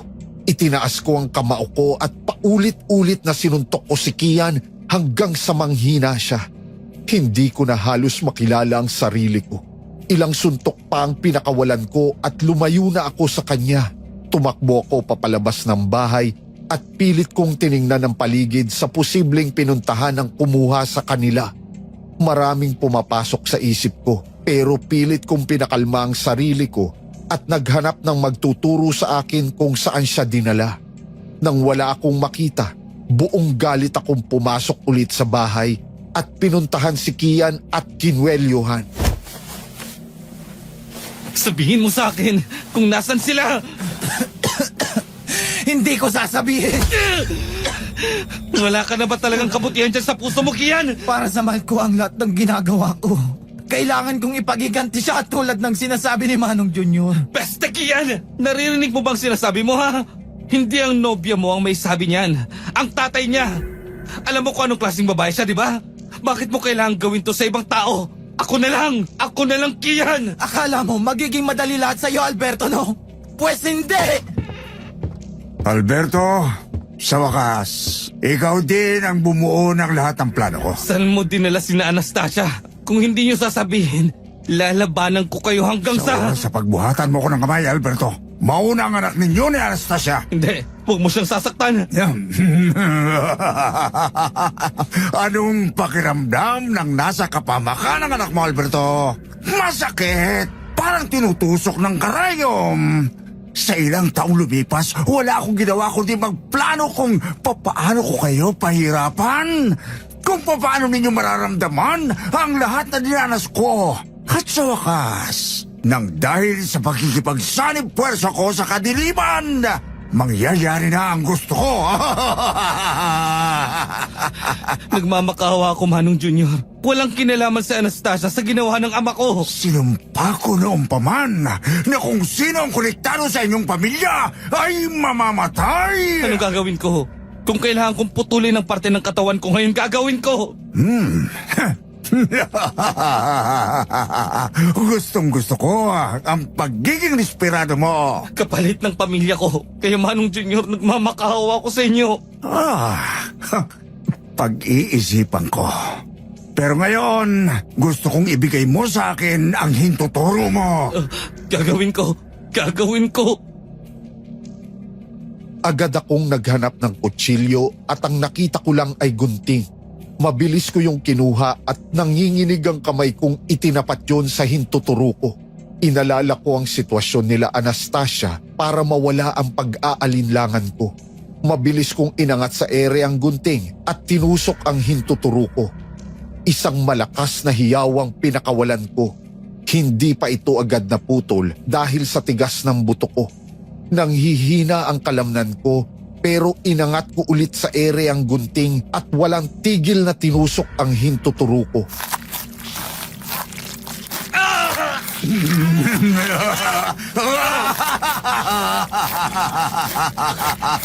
Ganyan ka. Ganyan nga magdusa ka. Ito na ang daliri ko. Pakawalan mo na sina Anastasia at ang anak ko. Sinabi ko, di ba, pag-isipan ko ba? Ginawa ko ng sinabi mo Nagmamakaawa din ang anak ko sa tatay mo. Pinakinggan niya ba? Huwag ang pamilya ko, huwag. Hindi pa tapos, Alberto.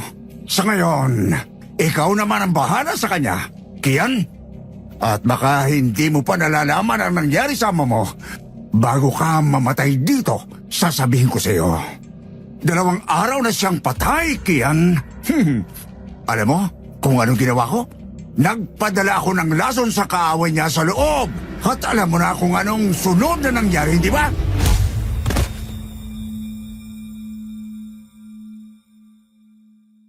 Nanigas ang katawan ko. Halo-halong emosyon ang naramdaman ko. Hindi ko na malaya na nakawala na si Kian sa pagkakatali ko. Saktong paglingon ko sa likod, tumama ang matigas na kahoy sa aking ulo, dahilan para mawalan ako ng malay. Nagising na lang ako nang biglang may bumuhos na malamig na tubig sa aking muka. Nanlalabo ang aking mga matang tumingin sa paligid. Bigla kong nahagip si Manang Rosita na walang malay.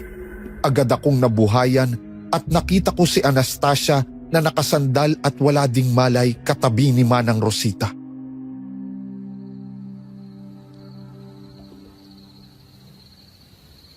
Anastasia, Sa wakas, gising ka na.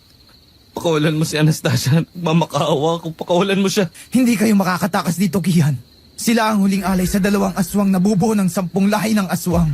Hindi, huwag mo silang idamay dito. Kaya nagmamakaawa ko sa iyo. Sapit na ang gabi. Tingnan mo silang kainin ng mga aswang. Hindi, wag! Wag! Hindi ko alam kung saan nanggaling ang lakas ko dahil biglang lumuwag ang pagkakatali sa akin mula sa puno. Kinuha ko agad ang oportunidad na yon para umalis. Nakita naman ako ni Kian at balak sana akong patigilin nang sipain ko siya. Ang tanging nasa isip ko lang ay ang anak ko at si Anastasia. Kahit kumikirot ang sugat ko, hindi ko na ito halos maramdaman dahil sa sobrang galit. Tapos na akong api-apihin sa kasalanang hindi ko ginawa. Susugod muli si Kian sa akin nang ilabas ko ang kwintas niya at putulin ito saka sinuntok siya ng maraming beses. Hindi na ako nag-alinlangan. Wala nang awa sa puso ko. Nang maramdaman kong hindi na siya lumalaban, tinapon ko ang dugo ang kwintas sa kanya at tumingin sa paligid kung nasaan si Manong Junior pero hindi ko siya nakita. Alberto, Anastasia! may kakaiba ko nararamdaman sa katawan ko. Nag-aalala ako para sa anak natin. Huwag ka mag-alala. Makakaalis din tayo dito. Ano nangyayari sa daliri mo? Wala to. Magpahinga ka na muna dyan. May nararamdaman akong presensya sa paligid. Matatapos ko din to. Ayoko mawala ka. Hindi ako mawawala. Sabay nating palalaki ng anak natin. Alberto, ang anak ko. Manang Rosita, may malaki kayong sugat sa paa. Ang anak ko, Alberto. Nasa loob ng kubong yon. Iligtas mo siya! Opo, Manang. Gagawin ko ang lahat para mailigtas siya. Maraming salamat sa lahat, iho. Eto ang buntot pagi na aking tinago. Alam kong magagamit mo ito kaysa sa akin. Mula ito sa iyong mga gamit na nasa bahay. Maraming salamat dito, Manang Rosita. Mas nagkaroon tayo ng pag-asang makaligtas. Dito lang muna kayo, Anastasia. Pinapangako kong walang masasaktan sa inyo.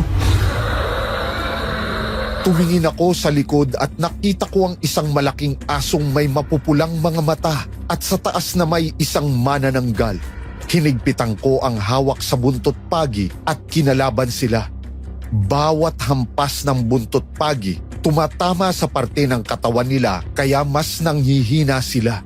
Nagawa ko yon pero dahil dalawa sila, nagawang makalmot ng aso ang aking likod sanhi ng paghiyaw ko. Nanghihina akong napaluhod at galit na tinitigan ng asong nanghihina din. Tumingala ako at nakita kong nakatingin na ang manananggal kay Anastasia. Ramdam ko ang pag-agos ng dugo sa aking likod pero pinilit ko pa ding tumayo. Isang hampas pa at nahulog mula sa ere ang manananggal. Kinuha ko ang oportunidad na yon, nakuhanin ang malaking kahoy at tinusok sa lupa ang pakpak nito. Napahiyaw ang manananggal sa ginawa ko. Tatalikod na sana ako para kalabanin ang aso nang maramdaman ko ang pagkagat nito sa aking binti. Isang malakas na sigaw ang pinakawalan ko nang maramdaman ko ang matutulis nitong ngipin na bumabaon sa balat ko. Alberto! Huwag kang lalapit! Hindi! Kailangan mo ng tulong! Kaya ko to! Lumayo ka sa kanya! Sa likod mo! Huli na ang lahat nang makawala ako sa pagkakakagat ng aswang sa binti ko. Tumilapo na si Anastasia dahil sa lakas ng hampas ng kabilang malapad na pakpak ng manananggal. Nanlaki ang mata ko at agad na kumuha ng isa pang matulis na kahoy para tusukin ang isa pa nitong pakpak. Humiyaw muli ang aswang at buong lakas akong tumayo saka nilatigo ng maraming beses ang aso hanggang maglumpasay ito sa sahig. Hinihingal akong napahawak sa tuhod ko at dahan-dahang lumapit kay Anastasia. Anastasia! Alberto! Dugo! Hindi. Ninudugo ako! Anastasia, alis na tayo. Dadalhin kita sa ospital. Natatakot ako, Alberto! Alberto! Sa likod mo! Hindi! Alberto! Manang Rosita! Ikaw ang magliligtas sa anak ko. Huwag mo siyang pababayaan. Nanghihina ang katawan ko nang makita ko si Manang Rosita na nanghihina habang nakabaon sa likod nito ang matutulis na kuko ng aso. Gagalaw sana ako para iligtas siya nang biglang hinila siya ng aso at walang awang nilapa at kinain. Tanging pagsigaw na lang ang nagawa ko. Gusto kong tumulong pero ayoko ding iwanan si Anastasia lalo na't dinudugo siya. Mahigpit kong hinawakan ang latigo.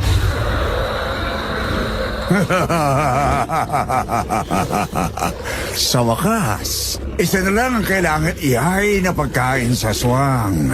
Mangyayari na ang matagal ko ng pinaplano na ritual. Napakawalang hiya mo. Hindi ka na tao. Hindi mo na to ginagawa para sa anak mo. Lahat ng ito ay para sa kanya. Wala kang karapatang sabihin yan dahil anak ka ng mamamatay tao! Peste! Anong pinagkaiba mo sa ama ko? Pinatay mo ang maraming inosenteng tao para sa sinasabi mong ritual. Ngayon, matatalo ka na at mamamatay. Akala mo ba makukuha mo ako sa mga salita mong yan? Tama nga ang inala ko sa iyo. Hindi ka karapat-dapat sa anak ko. Nahihibang na kayo. Sa kabila ng ginawa ko, hindi mo pa din ako matanggap bilang kasintahan niya. Noon pa lang, Hindi kita natitipuhan para sa anak ko. Ginagamit mo lang ako. Tama ka! Isa ka lang sa mga pain ko! Mahal na mahal ko ang anak mo. Palagi kanyang kinikwento sa akin. At hindi ko alam na ganito ka palang klaseng tao. Matagal ko na itong pinapalampas dahil gusto kong iparamdam sa'yo na kaya kong sumunod sa'yo para sa anak mo. Pero hindi ito ang gusto niya. Sinasabi ko na nga ba? Kaya hindi kita matanggap-tanggap dahil alam kong tatalikuran mo din ako. Ikaw ang nagbukas ng sarado kong utak, Manong Junior. Ngayon ko lang napagtanto lahat na nawawala na pala ako sa sarili ko. At hindi ko na halos maalala ang lahat ng masasayang alaala namin ng anak mo dahil sa galit.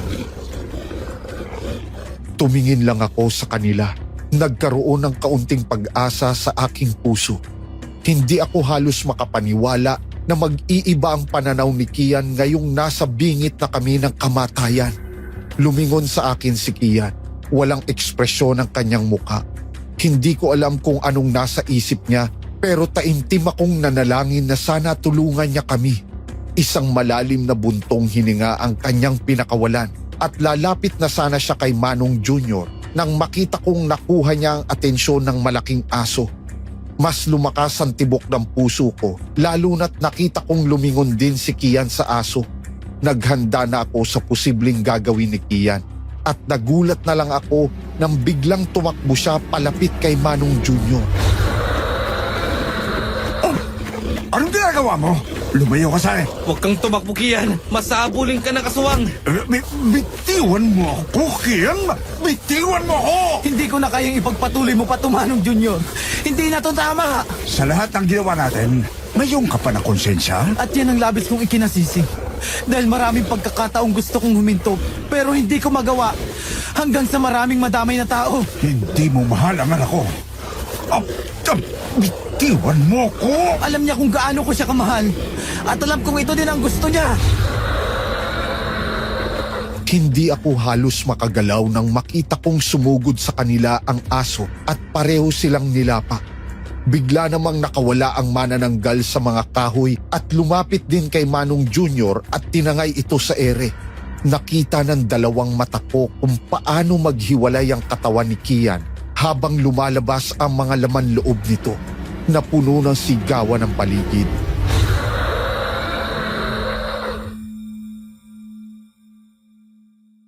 Bigla kong naramdaman ang hawak sa akin ni Anastasia kaya agad akong natauhan.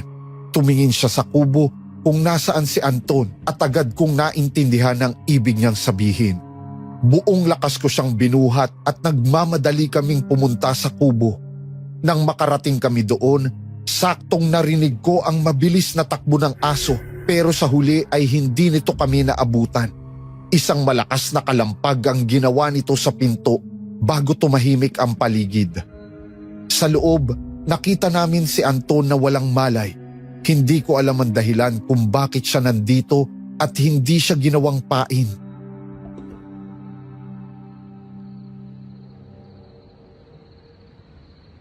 Ang sakit ng tiyan ko, Alberto! Diyos ko, teka lang. Kukuha lang ako ng malinis na tuwalya.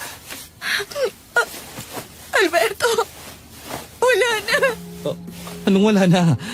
Teka, pahihintuin natin ang pagdurugo mo. Wala nang anak natin! Ano? Hindi Anastasia. Patawarin mo ako! Hindi. Naku, ang dapat na maghingi ng tawad sa'yo. Ako may kasalanan ng lahat ng to. Ako! Mahal ko. Alam kong ginawa natin ang lahat. Ang anak ko! Ang anak ko! Hindi ko pa nga siya nasisilayan. Hindi ko pa siya nahahawakan. Patawarin mo ako, Alberto!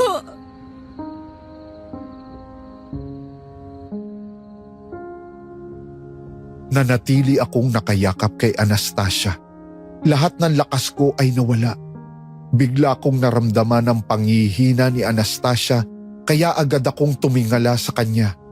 Doon ko lang napansin na namumutla siya.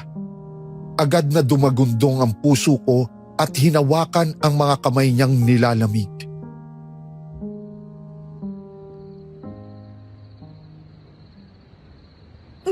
Nahihilo ako, Alberto. Kailangan na kitang dalhin sa ospital. Kaya ko pa. Manatili ka munang nakahiga, mahal. Nakikita ko ng sinag ng araw. Makakalabas na tayo ng gubat na to. Ang bata, si Anton, Huwag ka mag-alala. Kasama natin siya sa paglabas. Lumaban ka lang, ha? lalaban ako. Hindi kita iiwan. Oo, mahal ko.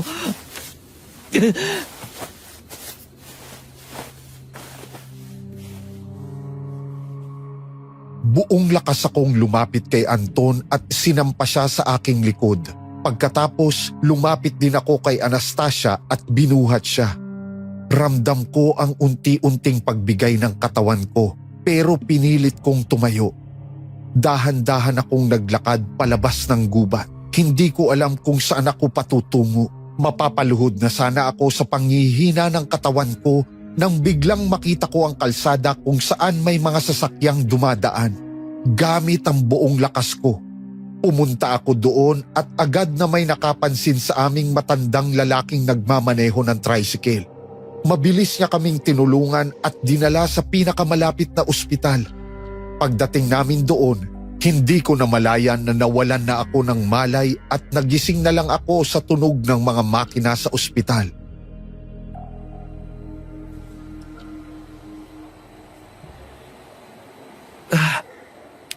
Nasaan ako? Teka, si Anastasia. Manong Alberto, gising na po kayo. Anton, nasaan si Anastasia? Nangihina pa rin ako. Hindi ko kayang tumayo. Nandun po sa kabilang kwarto. Kahapon po siya nagkaroon ng malay. Alberto, Oh. sa wakas, gising ka na. Anastasia, salamat sa Diyos at ligtas ka. Nag-alala ako sa iyo. Sa dami ba naman ang sugat at nawalang dugo sa iyo? Wala to. At hindi kita kayang iwan. Kumusta ka na? Ano ang kalagayan mo? Ang anak natin. Mahal, hindi na kaya ng anak natin. Wala na siya. Dahil sa lakas ng pagkakampas ng katawan ko nung gabing yon. Kasalanan ko. Patawarin mo ko, Anastasia. Eh, ginawa mo din ang lahat. Huwag mong sisihin ang sarili mo. Hindi ko malang nagawang protektahan ng panganay nating anak. Masakit. Napakasakit, Alberto. Pero hindi natin kasalanan to.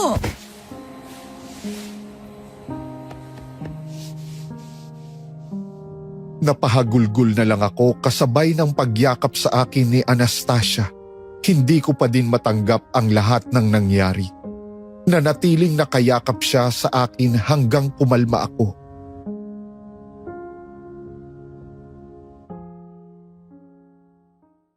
Tumingala ako sa kanya at buong pasasalamat ko dahil nakaligtas pa din ang asawa ko sa bingit ng kamatayan. Lumingon ako kay Anton kasabay ng pagpunas ng mga luha ko.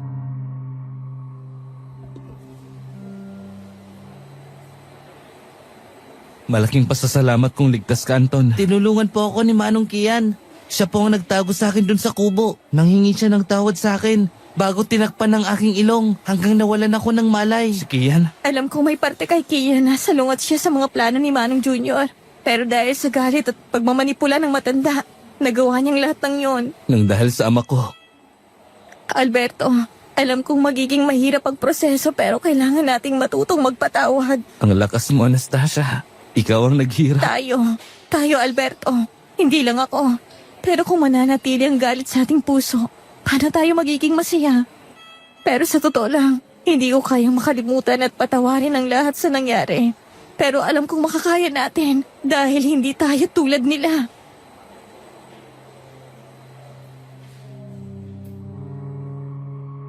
Tinamaan ang puso ko dahil sa sinabi niya. Totoo ang lahat ng sinabi niya. Tumango ako at niyakap siya ulit. Dinama ko ang mainit niyang katawan habang dinadamdam ang mabigat kong puso. Pagkalipas ng 1 linggo, nakalabas na kami sa ospital. Hindi alam ni Anton ang nangyari sa kanyang ina, pero sinabi sa akin ng kapatid ni Manang Rosita na siya na ang bahala. Nakakalungkot man pero alam kong ito ang desisyon na pinili nila. Habang kami naman ni Anastasia, gumawa kami ng libingan ng aming panganay na anak. Ayokong makalimutan namin siya.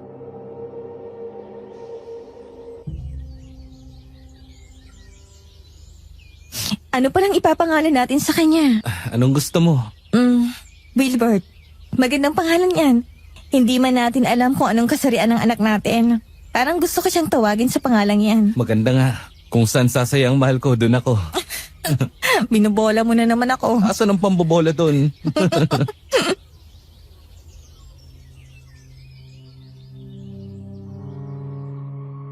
Masaya kaming tumingin sa libingan ni Wilbert.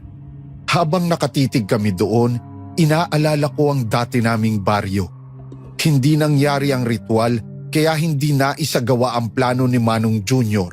Pero mananatili na ngayon doon ang ibang mga aswang. Lumingon ako kay Anastasia at hinalikan ang noo niya.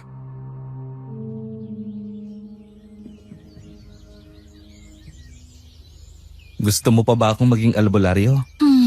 Ikaw dapat ang tinatanong ko niyan. Nasa puso ko ang paggagamot pero ayoko ding malagay ka ulit sa kapahamakan. Alam mo, Alberto, walang mali sa gusto mo. At ang nangyari sa atin noon, magsisilbi yung aral para hindi na ulit mangyari. Kaya kung gusto mo pa din, bakit naman ako tututol? Talaga? Oo naman. Anastasia, naalala mo bang sinabi ko nun bago ako umalis? Yung may gusto ko na sabihin sa akin? Oo.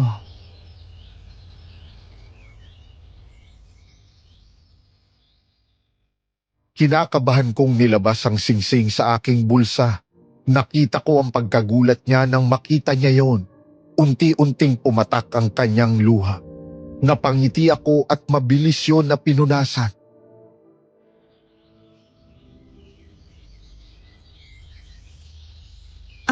Ano ito?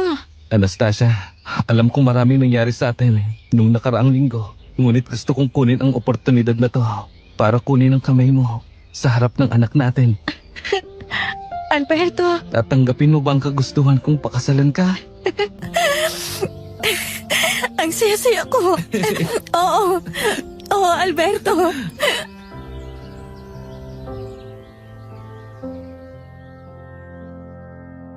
Mas lumawak ang ngiti ko sa sinabi niya. Ramdam ko ang labis na saya sa aking puso. Mabilis ko siyang binuhat at inikot sa ere at inabot ko ang kanyang labi para bigyan siya ng isang matamis na halik. At doon na nagtatapos ang kwento ng aking lolo Alberto. Alam kong napuno ng emosyon ng inyong mga puso sa lahat ng nangyari at ganoon din ako.